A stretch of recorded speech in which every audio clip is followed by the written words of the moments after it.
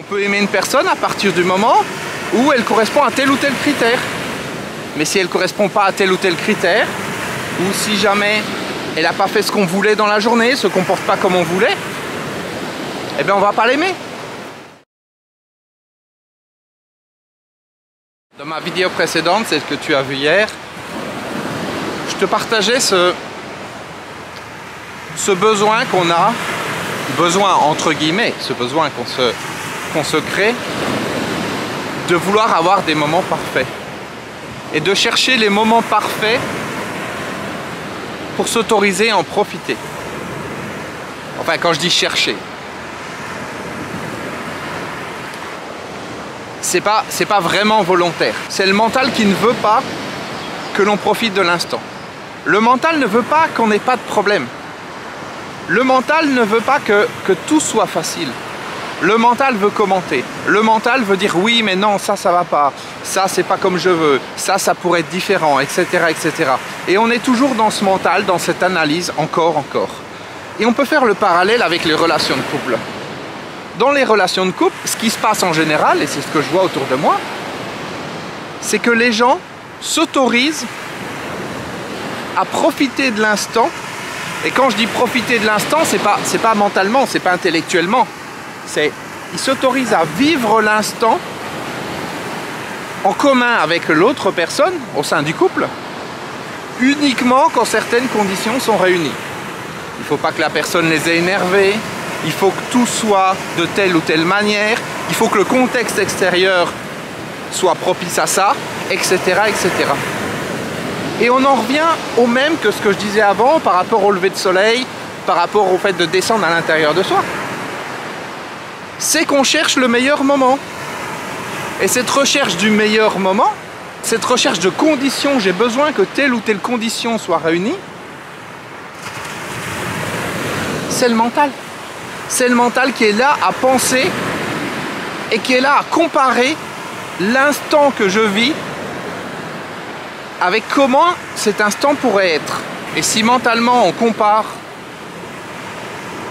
comment les choses sont avec comment elles pourraient être, si on est mentalement en train de se dire qu'est-ce qu'il pourrait y avoir de différent, de noter ce qui va pas, etc., etc., c'est pas pour que ça aille mieux. Le mental, il fait pas ça pour nous aider. Il fait ça pour s'aider lui-même.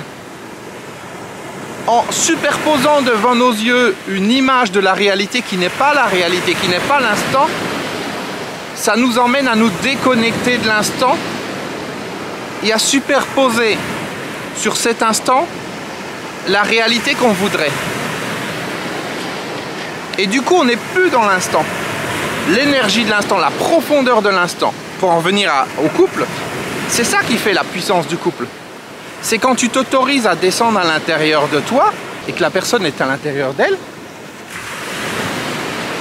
et que c'est comme si tu n'existais plus, la personne n'existait plus et c'est deux êtres qui fusionnent ensemble. Mais pour arriver à ça, pose la question autour de toi ou pose-toi à toi-même la question. La plupart du temps, les gens vont répondre j'ai besoin que telle ou telle condition soit réunie. C'est un peu comme pour aimer une personne. On peut aimer une personne à partir du moment où elle correspond à tel ou tel critère.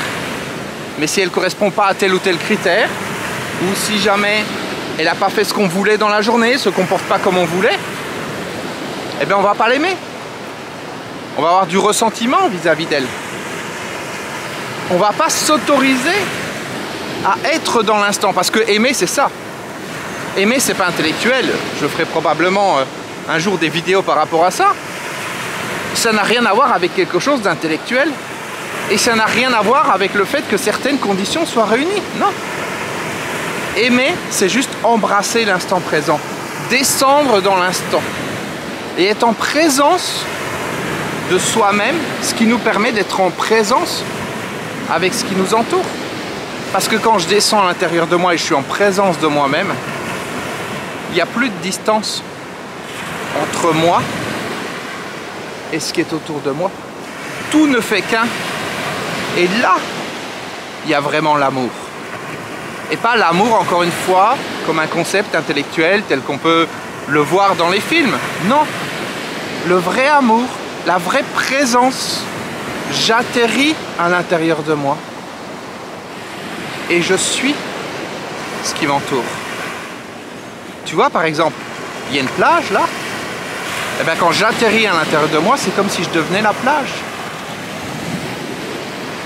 Tout simplement. Parce que je ne suis pas en train de penser à la plage. Je ne suis pas en train de penser à ma vidéo. Je ne suis pas en train de réfléchir à ce que tu vas penser ou te dire en regardant la vidéo. Est-ce qu'elle est bien éclairée ou ceci ou cela? Non. J'atterris simplement à l'intérieur de moi. Il n'y a plus de pensée. Il n'y a plus rien. Et je deviens l'instant. Et tout ce qui pourrait m'empêcher de devenir l'instant disparaît. Toutes les pensées, les analyses, les étiquettes, tout ça, ça disparaît.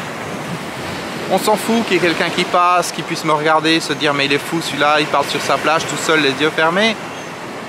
C'est ok. Peut-être qu'en ayant les yeux fermés, je suis plus dans le champ de la caméra. C'est ok. Tout ça n'a pas d'importance à partir du moment où je descends à l'intérieur de moi. Voilà. Où j'atterris tranquillement à l'intérieur de moi.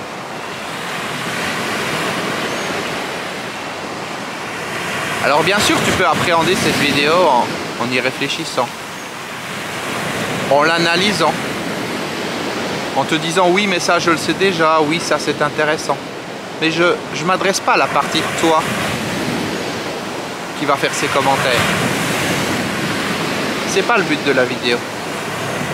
Le but de la vidéo c'est t'emmener à l'intérieur de toi.